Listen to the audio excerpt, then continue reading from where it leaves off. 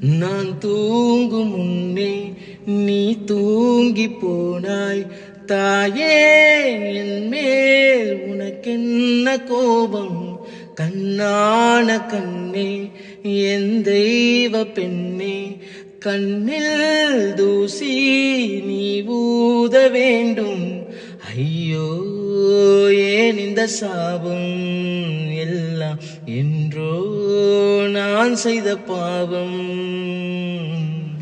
பகலும் இரவாகி பயமானதே அம்மா, விளக்கும் துணையின்றி இருளானதே.